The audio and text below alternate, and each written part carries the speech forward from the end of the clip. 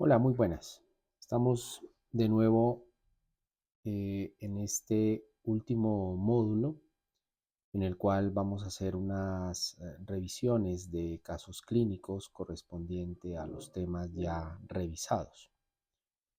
La dinámica pues es revisar el tema, un caso clínico común que se nos puede presentar en la consulta o durante la atención por urgencias y revisar algunos aspectos, sobre todo repasar de lo que ustedes ya han visto en los anteriores videos y mirar temas actualizados en el transcurso de este curso. Bueno, empezamos con este caso clínico. Este es el primer caso clínico de VIH.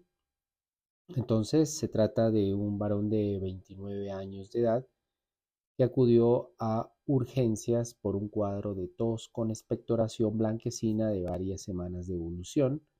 Además de esto, astenia, adinamia, pérdida de 10 kilos de peso aproximadamente durante los últimos 2 meses.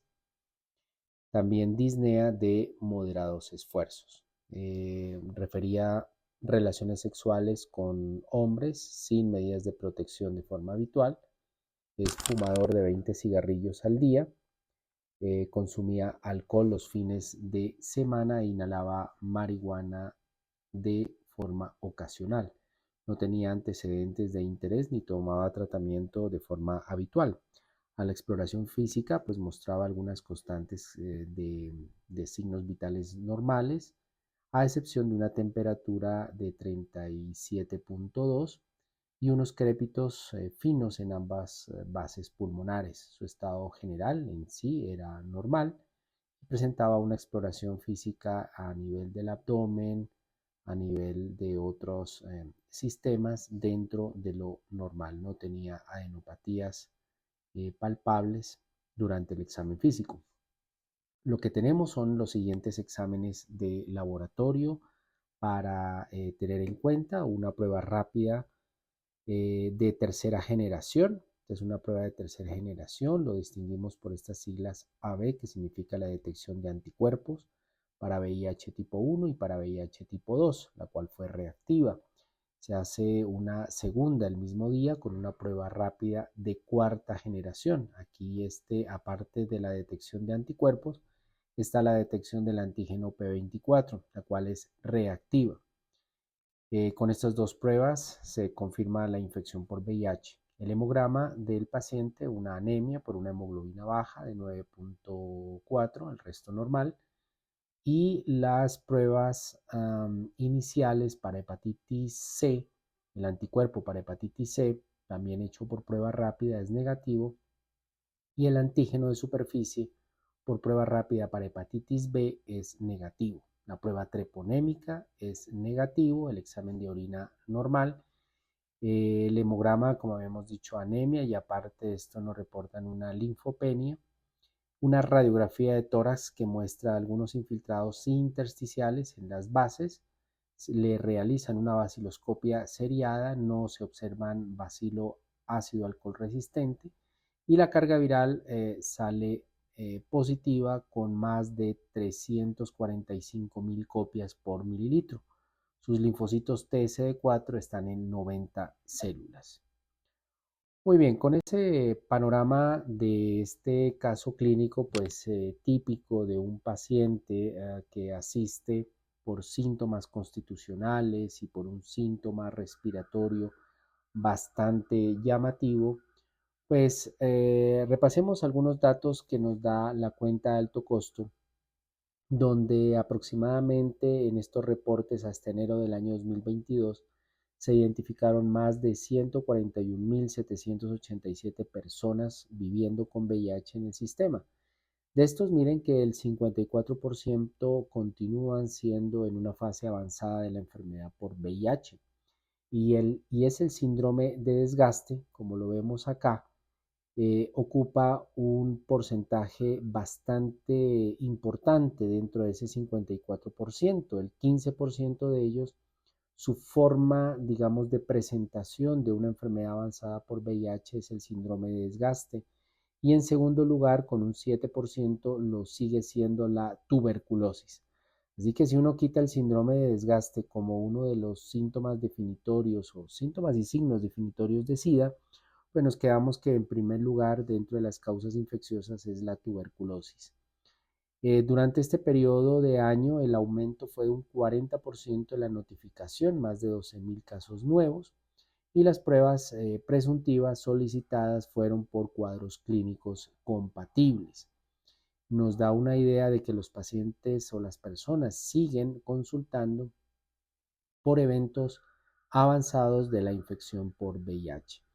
El grupo poblacional predominante para este reporte fueron los hombres que tienen sexo con hombres, con un 44%, y lo siguen los consumidores de drogas no inyectables, con un porcentaje que va en incremento, va en aumento, con un 4%. Es importante que ustedes conozcan que entre el diagnóstico y el inicio del tratamiento antirretroviral aproximadamente fue de 35 días. La guía nos habla de que debe ser menos de un mes, menos de 30 días el inicio, pero pues esto es un gran avance lo que hemos tenido en el inicio temprano de la terapia.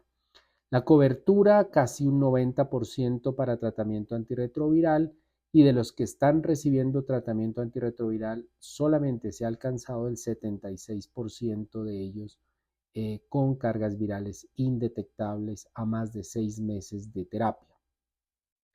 Sigue siendo uno de los regímenes de terapia antirretroviral más usados en Colombia el medicamento que le llamamos triconjugado, que es el tenofovir, entricitabina y favirenz, aunque no debería ser la terapia ideal a la luz de las nuevas guías, pero recordemos que estas estadísticas fueron tomadas antes de la aparición y la aplicación de las guías colombianas. Los pacientes que presentaron un fallo virológico, apenas el 24% se alcanzó a hacer una prueba de genotipificación que debería estar por encima del 80%. La prevalencia en gestantes, mujeres en embarazo, que se les detectó la infección por VIH es del 0.2%. Y entre esas gestantes con VIH, su edad gestacional promedio fue aproximadamente a las 16 semanas. Es decir, a las 16 semanas de gestación se logró su diagnóstico. Solo el 67% de las gestantes que recibieron tratamiento antirretroviral, su última carga viral fue menor de 50 copias, es decir, en el último trimestre, un porcentaje bajo y preocupante, pero la transmisión materno-infantil fue por debajo del 1% en Colombia durante este análisis del periodo, fue del 0.51%. Bueno, teniendo en cuenta estas estadísticas, recordemos que dentro de las estrategias, esto estamos recordando conceptos de otros videos anteriores, es la implementación del algoritmo para hacer un buen diagnóstico de infección por VIH. No nos olvidemos, y que dentro de ese algoritmo está la implementación de pruebas rápidas y la implementación también de que estas pruebas rápidas sean no solamente tomadas a nivel institucional, sino extra institucional y de base comunitaria. Y también el avance pues, que se tiene sobre la implementación de las pruebas de autotest o pruebas en casa, que también nos facilita el tamizaje y disminuye la discriminación y la estigmatización de las mismas. Tenemos que seguir ofertando las pruebas de VIH a todos los programas, no solamente en la consulta externa. Recuerden que la consejería para hacer estas pruebas debe ser lo más dirigido a poblaciones especiales, que hay que eliminar esas barreras de hacer un consentimiento y una posprueba. Recordar que las pruebas, si bien requieren una información básica más que una preprueba, la información básica es dar datos importantes de lo que la persona requiere conocer para acceder a esta prueba de VIH, conocer qué es el VIH, su forma de transmisión y cómo vamos a practicar la prueba, y la ruta de esta prueba, si es positiva, qué se debe hacer y si es negativa, qué se debe hacer. En un tiempo corto de 15 minutos o menos tal vez, y de esa manera eliminamos muchas barreras en su consentimiento y en su estigmatización durante el desarrollo de esta actividad. La idea, como ustedes saben muy bien y lo que lo hemos visto en el transcurso de estos videos es que suprimir la carga viral a lo máximo que se puede hacer, que es menor de 50 copias durante un tiempo lo más duradero posible, eso se llama supresión viral prolongada, va a reducir la mortalidad asociada al VIH. Vamos a integrar, vamos a permitir dentro de los programas seguir estas comorbilidades que no solamente son comorbilidades de origen infeccioso, sino no infeccioso, como los riesgos cardiovasculares, como los riesgos renales, el riesgo óseo que nosotros debemos vigilar en nuestros pacientes, y eso solamente logramos a través de una atención integrada. Aparte, además de un tratamiento antirretroviral, tener siempre presente que nosotros también tratamos comorbilidades no transmisibles, la hipertensión, la diabetes, el sobrepeso, las adicciones, la salud mental, y también promovemos las inmunizaciones en este grupo de pacientes viviendo con VIH. Esa es la única manera de restaurar y preservar la salud global en todos los pacientes que viven con la infección, y recordar que indetectable es igual a intransmisible. La no detección del virus gracias a la terapia antirretroviral logra evitar la transmisión en algo que los estudios anteriores, lo que se ha reportado con un riesgo de 0% en el riesgo de transmisión a parejas seronegativas. Y esto solamente se lograría con una adherencia adecuada, y en esta adherencia puede aumentar la expectativa de vida en nuestros pacientes. También recordarles que las pruebas de carga viral son unas pruebas de carga viral de detección del RNA, son pruebas cuantitativas. Como ustedes pueden ver en este dibujito, estas pruebas de detección son positivas las cargas virales a partir de los 10 días, lo cual disminuye el periodo de ventana. Y las pruebas de cuarta generación, ya sea pruebas de ELISA, quimioluminiscencia o pruebas rápidas de cuarta generación, pues pueden tener un periodo de ventana incluso entre 15 a 20 días, lo cual pues nos coloca en una ventaja muy alta para hacer detección temprana. Hay que preferir estas pruebas rápidas de cuarta generación, sobre todo si hacemos tamizaje en mujeres gestantes. Recuerden, mujeres gestantes. También cuando hacemos detección en urgencias o en personas víctimas de violencia sexual. Las pruebas de Western Blot, cabe en este momento recordarles que no son unas pruebas ideales para el tamizaje inicial, ni como primera ni como segunda prueba. Las usamos como cuarta prueba cuando las demás hay inconsistencias en los anteriores resultados. El Western Blot tiene un periodo de ventana muy prolongado que puede llevar más o menos entre los 30 y 40 días para que dé positivo, o algunas veces incluso puede seguir dando pruebas indeterminadas después de los 2 meses. Por lo tanto, este Western Blot se convierte pues en una prueba que no es ideal dentro de los tamizajes primarios y dentro del algoritmo de diagnóstico, donde ustedes pueden ver cómo es la confirmación. Se hace con dos pruebas, primera prueba y segunda prueba, y ambas deben ser diferentes en técnica, diferentes en plataforma, pero no diferentes en tiempo, porque estas dos pueden hacerse en el mismo momento durante la consulta de nuestro paciente. Recordar que en el caso de que la primera prueba es positiva y la segunda prueba es negativa, aquí sí usamos una tercera prueba que lo ideal sería hacerla por medio de carga viral RNA cuantitativo, que en caso que no tengamos una carga viral para hacer una tercera prueba, es válido hacer otra prueba que sea diferente técnica a la primera y la segunda.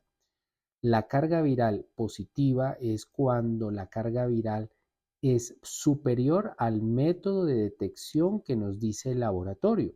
Por lo general, y la mayoría de los laboratorios detectan un valor desde 40 copias del virus en adelante. Es decir, que si el método de detección de nuestro laboratorio detecta de 40 en adelante, pues es positiva por encima de 40.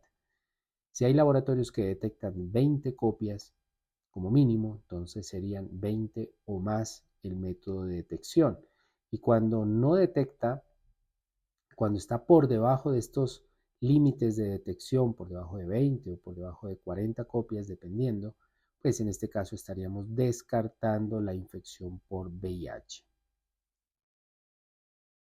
Eh, Recordar que cuando uno antes de iniciar un tratamiento antirretroviral, y como lo vimos nosotros en el ejemplo del caso clínico que les traigo, hay unos mínimos de laboratorio para empezar un tratamiento. Cuando es posible que uno pueda iniciar un tratamiento antirretroviral el mismo día que se hace el diagnóstico, sí es posible, siempre y cuando se tenga ya la disponibilidad de mínimos de resultado. Eh, por ejemplo, la carga viral. La carga viral es muy importante conocerla eh, incluso antes del tratamiento antirretroviral. Lo mismo los linfocitos T, CD4, CD8 y CD3, tener información de estos linfocitos también son claves para el inicio del tratamiento antirretroviral. Conocer la función renal del paciente a través de la creatinina o conocer la función hepática a través de estas dos enzimas ALT y AST antes de empezar un tratamiento antirretroviral. Conocer si es un paciente con coinfección con hepatitis B a través del antígeno de superficie o si tiene coinfección con hepatitis C a través del anticuerpo para hepatitis C.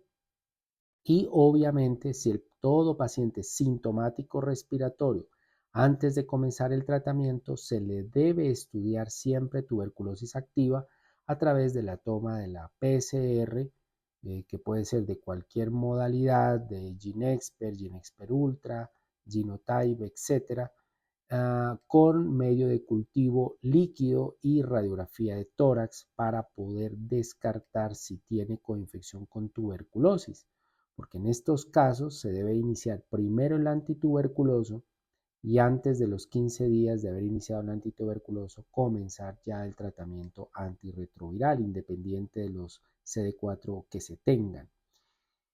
Siempre ha habido discusión o hay alguna discusión sobre si se necesita conocer los valores de carga viral y de linfocitos TSD4 antes de comenzar el tratamiento antirretroviral, ya que estos laboratorios pueden demorarse más o menos entre 1 a 2 semanas y en algunos casos hemos tenido que pueden demorarse más tiempo y esto retrasar el inicio de terapia antirretroviral.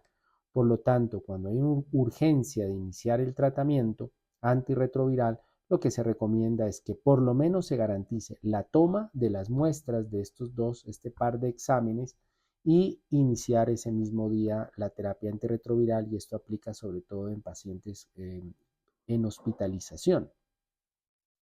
Pero como ya se le ha tomado estas muestras, podemos esperar los resultados y con esto ya definir profilaxis o ajustes de terapia. Bueno, cuando nosotros vemos los prevalentes de coinfecciones y de comorbilidades en Colombia, o en otras palabras, cómo se presentan clínicamente los pacientes en estadio SIDA en Colombia, que es ese 54% donde nosotros diagnosticamos, pues ustedes pueden ver que es el síndrome de desgaste asociado al VIH el más frecuente. Hay una definición muy sencilla. El síndrome de desgaste asociado por VIH es aquella persona que haya perdido en el último mes por lo menos el 10% de su peso, o aquella persona que esté perdiendo peso y que su índice de masa corporal sea menor a 19 y que esta pérdida de peso no sea intencional. Y miremos que el 20% de todos los pacientes en estadio de SIDA en Colombia tienen esta presentación característica. Segundo, se presentan como tuberculosis, ya sea pulmonar o extrapulmonar, así que la colocamos a la tuberculosis como la primera infección o causa infecciosa asociada a inmunosupresión severa a SIDA. Por lo tanto, todo paciente debemos hacerle la búsqueda y no solamente a través de la tos, sino también de otros síntomas que ustedes conocen y que ya lo repasamos, como la sudoración, la pérdida de peso o la fiebre. Le sigue la toxoplasmosis cerebral, la candidiasis esofágica o pulmonar, la neumonía por neumocistis girovesi, la diarrea también crónica por más de un mes por estos parásitos, criptosporidiasis, por ejemplo, el sarcoma de Kaposi, que todavía lo estamos viendo con frecuencia, y el criptococo extrapulmonar, sobre todo criptococosis meningea. Y de ahí hacia abajo, pues las demás que son menos frecuentes, como ya son herpes que ocurren en algunas zonas, pulmonar, esofágico, neumonías recurrentes, más de 2 episodios de neumonía por año, infecciones por citomegalovirus, sobre todo ocular, histoplasmosis diseminada, linfomas de Purkin, encefalopatía multifocal eh, progresiva, que también es frecuente. El caso clínico que nosotros estudiábamos, que se les presentó, fue un paciente con unos CD4 muy bajos, por debajo de 100, creo que eran 90 células, algo así. Y pues vemos que es un paciente en estadio 3, porque vemos que los linfocitos cuando están por debajo de 200 ya es un estadio 3, es decir, una fase de SIDA. Pero aparte de eso, tiene el paciente una enfermedad definitoria, tiene un síndrome de desgaste, tiene un síndrome caquético porque ha perdido su peso, más del 10% de peso inicial, así que también lo catalogamos por la clínica en un estadio 3. Entonces, por clínica estadio 3 y por CD4 estadio 3.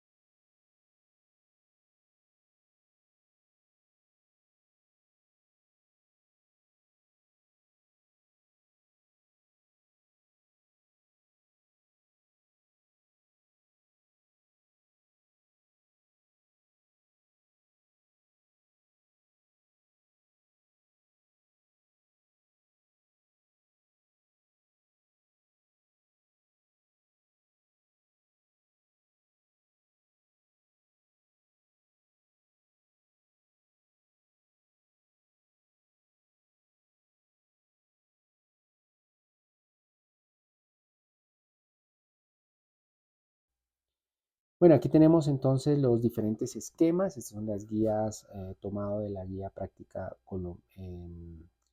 clínica colombiana, donde dividen los regímenes de tratamiento en dos grandes grupos, los preferidos y los alternativos.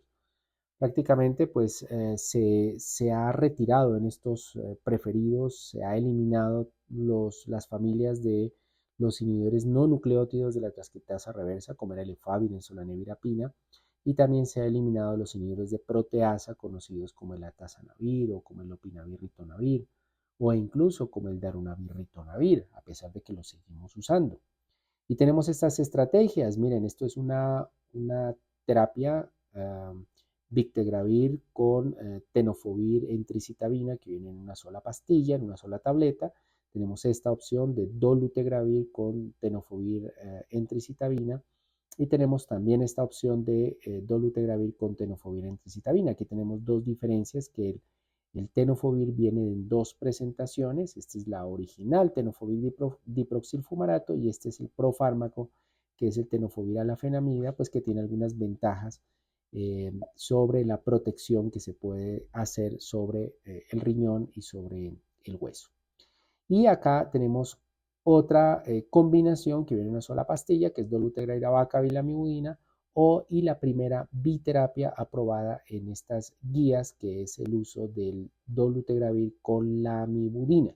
También otra de las estrategias que se recurso alternativos. Tenemos como alternativos los esquemas con doravirina, que es un medicamento nuevo dentro de la familia del inhibidor no nucleótido de la transcriptasa reversa de alta barrera genética, que viene en combinación con tenofovir con lamivudina.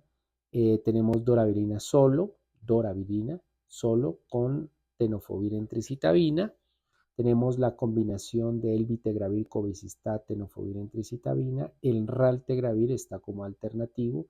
Puede combinarse con abacavir, la mibudina, o combinado con tenofovir en tricitabina. Entonces, todas son las opciones alternativas que nos recomienda la guía. Siempre los linfocitos TCD4 nos van a ayudar muchísimo para la búsqueda y la decisión de las profilaxis. Pues búsqueda porque en los CD4 entre más bajos, la probabilidad de adquirir enfermedades oportunistas es mayor. Pero estas enfermedades oportunistas aparecen dependiendo del valor y el conteo del CD4, a excepción de la tuberculosis, que puede aparecer con cualquier CD4. La diferencia está en que entre más bajo, es decir, menor de 200, las tuberculosis son con mayor frecuencia extrapulmonares y son pausivacilares, ¿sí? Cuando están menor CD4 menor de 200, y aquellos CD4 mayor de 200, pues las tuberculosis son las típicas que pueden aparecer incluso en población general y pueden causar reacciones inflamatorias, son multivacilares y además de eso con hallazgos de radiografía típicos, pero eso es cuando los CD4 están mayor de 200. Por debajo, pues ya son hallazgos más atípicos en tuberculosis. Sin embargo, otras infecciones, digamos, oportunistas como la toxoplasmosis, sí tenemos que tener en cuenta los CD4. Miren que los pacientes que tienen una IgG positiva para toxoplasma con un CD4 bajo, pues deben ser candidatos para profilaxis con trimethoprim-sulfa, que se puede dar una vez al día o 3 veces por semana o incluso 2 veces a la semana también es válido. En el caso de la tuberculosis, la búsqueda en pacientes que todavía no son sintomáticos respiratorios, ojo con eso, lo hacemos con tuberculina. Y si tenemos disponible tuberculina, o si no, con otras pruebas pues modernas como los IGRA, que es una prueba en sangre, que también es válido como la PPD. Si la prueba de PPD es la prueba de la tuberculina, si esta prueba es positiva mayor de 5 milímetros o el paciente con VIH ha estado en contacto estrecho con un paciente índice de tuberculosis, pues se le debe ofrecer la profilaxis.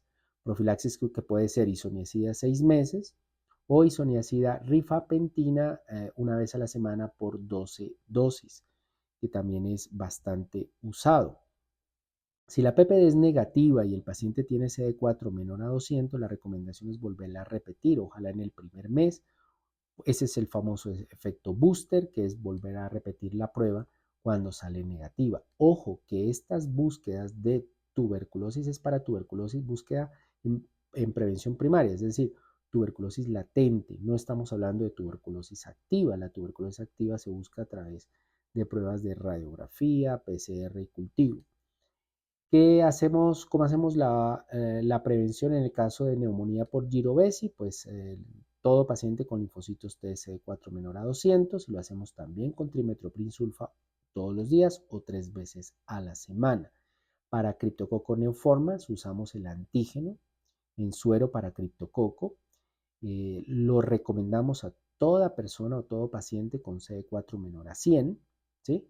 Y la profilaxis se usa con fluconazol 3 veces a la semana, o también se puede hacer con itraconazol. Y en el caso de histoplasmosis, pues se usa la detección del antígeno en orina, antigenuria de histoplasma, y se les va a recomendar a los pacientes con CD4 menor de 150 con factores de riesgo ocupacional o residenciales, y la profilaxis se puede hacer con fluconazol oral o con itraconazol. Cándida no se recomienda hacer profilaxis. Lo mismo que para citomegalovirus no se recomienda hacer profilaxis, independiente de lo que los valores de IgM y IgG para citomegalovirus lo tengan.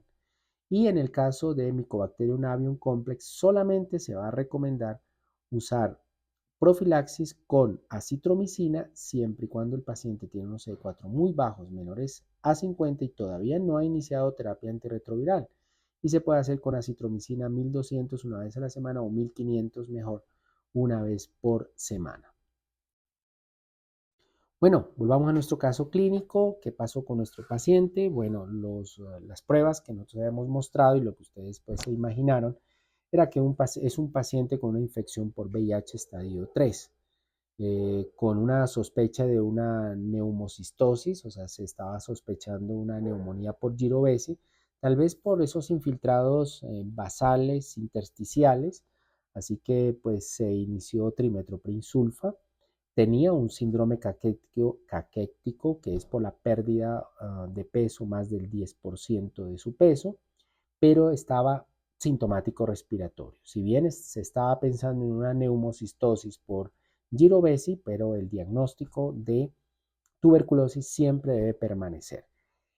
Así que no se descartó esa tuberculosis. Bien, pero ¿qué pasa? La vaciloscopia le dio negativa a este paciente, así que las pruebas que se le hicieron, porque después ustedes ven acá que luego se completaron más pruebas, unas pruebas hepáticas salieron normales, la tasa de filtración glomerular salió bien, incluso le hicieron pruebas metabólicas, perfil lipídico, glucosa, TSH, todo eso salió normal. Y miren, le hacen prueba molecular para tuberculosis, un GeneXpert, que detecta el complejo del Mycobacterium tuberculosis sensible a isoniazida. El cultivo líquido por MIGID a las 6 semanas es positivo para Mycobacterium tuberculosis. El antígeno para criptococo es positivo, toxoplasma IgG positivo, y el fondo de ojo de dilatación hecho por un oftalmólogo es normal. ¿Por qué se hacen estas pruebas? Miren, recuerden que el CD4 del paciente era menor a 100. Así que este paciente pues tenía todos los riesgos de otras enfermedades oportunistas. Si bien se estaba pensando o se piensa en que tiene una neumonía por girovesi, y eso es válido por los infiltrados que tenía a nivel intersticial, sin embargo, las baciloscopias no son una prueba ideal para buscar un paciente sintomático respiratorio con VIH. Y miren que el GeneXpert, que se le hizo solamente con una sola muestra, detectó el bacilo. No solamente que lo detecta por la técnica, porque esto lo que detecta es el fragmento del ADN del bacilo, sino que además de eso es capaz de detectar aquellas inserciones genéticas donde puede ser o resistente o sensible, en este caso a isoniazida. Recordemos que el GeneXpert ha evolucionado a otros GeneXpert de mayor sensibilidad, como el GeneXpert Ultra, pruebas que incluso son capaces de detectar resistencia a rifampicina y no solamente a la isoniazida. En este caso solamente nos reportó isoniazida. Y el cultivo para cultivo líquido ya no se demora tanto porque son líquidos y estos detectan a las 6 semanas, ya detectó y confirma la infección. Pero miren, con esos CD4 bajos, sin embargo, tiene riesgo el paciente de tener un criptococo, así que se lo somete a profilaxis con fluconazol o con itraconazol. Toxoplasma le dio positivo, hace que se lo somete a profilaxis con trimetoprim sulfa. Y el citomegalovirus, que es uno de los virus frecuentes y prevalentes en Colombia, es el causante de alteraciones oculares, sobre todo de retinopatía asociada a VIH. Y estas retinopatías solo y solo pueden ser diagnosticadas por el ojo clínico de un oftalmólogo a través de un fondo de ojo con dilatación. En este caso, pues nuestro paciente nos dio que era normal. Bueno, ¿qué pasó con nuestro paciente? Pues se le inició su terapia para tuberculosis, una fase de inducción de 56 dosis y 112 dosis con las terapias pues convencionales como se hacen siempre y como las vamos nosotros ahora a repasar. Tenga o no tenga VIH, un paciente debe recibir estas mismas fase de inducción y una fase de mantenimiento. Son 56 dosis de isoniazida, etambutol, piracinamida, rifampicina y 112 dosis, que son 4 meses más, de rifampicina con isoniazida. Bien, pero la pregunta era, ¿cuándo iniciar el tratamiento antirretroviral y con qué lo? Y esto es lo que nos dice precisamente la resolución 227 de tuberculosis del ministerio, que divide las poblaciones como una población general, que es la típica paciente sintomático respiratorio, tosiendo más de 15 días, tos y expectoración más de 15 días. Pero aquí está el grupo de pacientes con VIH o inmunosupresión. No solamente paciente VIH, también ahí incluye las personas que reciben terapias inmunosupresoras o que estén en tratamiento de una patología que cause una inmunosupresión y los pacientes de VIH. En ellos, la tos en cualquier momento, cualquier tiempo, sudoración, fiebre y pérdida de peso. No es necesario que tengan las cuatro, con una de ellas ya es sintomático respiratorio. Tenemos poblaciones vulnerables, privados de la libertad, grupos étnicos, habitantes de calle y también estamos nosotros ahí como trabajadores de la salud que si tenemos tos y expectoración más de 15 días, seríamos sintomáticos respiratorios y ameritamos todo el estudio a través de pruebas especiales, incluso también pruebas moleculares en este caso, y están los niños y niñas menores de 15 años que sintomático respiratorio sería pues una tos con o sin expectoración para más de 15 días, pero aparte de eso, fiebre mayor de 8 días, pérdida o no ganancia de peso en los últimos 3 meses, etc. Veamos los pacientes de VIH. Los pacientes de VIH se les hace pruebas moleculares en su estudio cultivo y por acá pues ahí está la imagen, es la radiografía. Son las 3 pruebas que se recomiendan. Ustedes han leído muy seguramente que existen estas pruebas rápidas que se llaman pruebas rápidas de lipoarabinomanam. Son pruebas de detección de tuberculosis en orina, pero ojo, no nos confundamos. Estas pruebas solamente tienen, porque tienen una sensibilidad baja del 52% y una especificidad del 87%, solamente se recomiendan para la búsqueda de manera complementaria en los pacientes sintomáticos para tuberculosis que tengan VIH, que tengan unos CD4 muy bajos por debajo de las 200 células y en aquellos que se les está sospechando una infección diseminada miliar, son el grupo donde mayor, digamos, rendimiento ha tenido la detección del lipoarabinomanam en orina. Entonces, sobre todo, mejor dicho, en otras palabras, funciona muy bien para las infecciones extrapulmonares con pacientes VIH con CD4 muy comprometidos. Bueno, Pero la otra pregunta era con qué le vamos a iniciar terapia antirretroviral y aquí nos vamos a la guía de VIH y nos dice pues que el tratamiento antirretroviral ideal debe enfocarse usando el efavirenz, tenofovir, entricitabina, pero también se puede usar raltegravir, tenofovir, entricitabina o el dolutegravir, tenofovir, entricitabina. Y si no hay tenofovir, entricitabina, pues está el abacavir, lamivudina, que también es válido. Lo que no se va a recomendar es ningún medicamento dentro de la familia de los inhibidores de proteasa. Doravirina y Victegravir no, porque no hay mucha evidencia y parece que aunque ya hay estudios que pueden respaldar un poco el uso del Victegravir, pero hasta ahora no hay nada concluyente.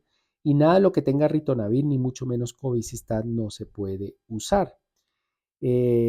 Las personas que tengan o que vayan a usar un tratamiento antirretroviral basado en dolutegravir, raltegravir, incluso requiere doblar la dosis. ¿Y por qué este cuidado?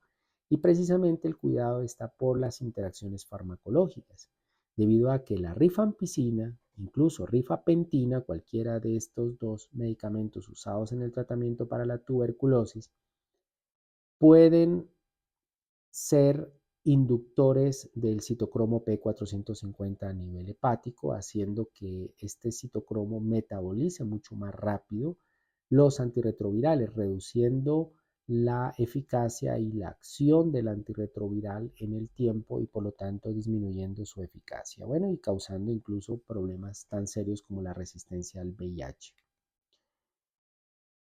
Bueno, otra de las preguntas era en cuánto tiempo iniciarlo, y esto pues ya lo había insistido antes, es de que la Organización Mundial de la Salud a partir del año 2021 nos dice que el tratamiento antirretroviral en pacientes con tuberculosis debe iniciarse lo antes posible, dentro de las 2 semanas posteriores al inicio del tratamiento contra tuberculosis, independiente, sin importar el CD4 que se tenga.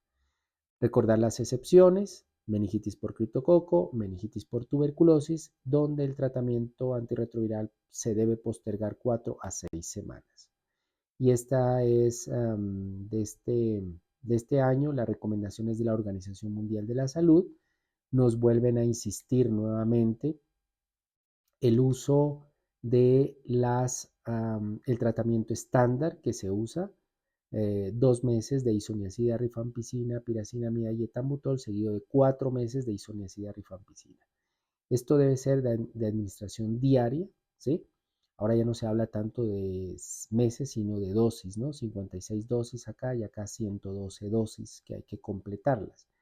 Y algo nuevo, pues, de esta guía no está implementado en Colombia, que es el tratamiento acortado de 4 meses. El de acá dura 6 meses y este es un tratamiento acortado de 4 meses. Y esto todavía pues falta, digamos que hay que mirarlo con precaución por ahora. Se recomienda para mayores de 12 años, todavía no se ha recomendado para pacientes con VIH o con inmunosupresión, donde 4 meses son un tratamiento que se le da a los 2 primeros meses, el uso de isoniazida, rifapentina, moxifloxacina, ¿sí? Piracinamida. La moxifloxacina lo que está haciendo es reemplazar el etambutol. Y 2 meses de isoniazida, piracinamida, moxifloxacina. Entonces esto pues es como la terapia que, que digamos que puede llegar en un futuro, que es una terapia cortada de 4 meses, pero bueno, por ahora lo dejamos ahí como una información. Y el tiempo de terapia antirretroviral es la misma, son 6 meses en total, independiente de la forma de tuberculosis que se tiene, ya sea de pacientes con VIH o pacientes sin VIH. Entonces ya no es eso de que como tenía VIH demore 12 meses de terapia, no, son los mismos 6 meses. Si hay unas excepciones, obviamente, en el caso de tuberculosis genitourinaria, en el caso de tuberculosis ósea o en tuberculosis meningia, o algunos casos clínicos donde la tuberculosis es extensa, cavitada, bueno, se puede considerar extender la segunda fase. Pero digamos que estas tuberculosis, sobre todo la meningia y la ósea, se extiende casi un año, ¿no?, de terapia antirretroviral. Serían excepciones, pero la pulmonar sigue siendo 6 meses para todos. Bueno, con esto finalizamos el análisis de este caso clínico, de este repaso que acabamos de hacer. Comentarles que nuestro paciente terminó bien su terapia, más o menos a los 10 días empezó un tratamiento de tenofovir entecitabina favirenz y le ha ido muy bien. Nuestro paciente sigue pues en nuestros programas. Bueno, entonces muchas gracias por su atención y nos vemos en un próximo video.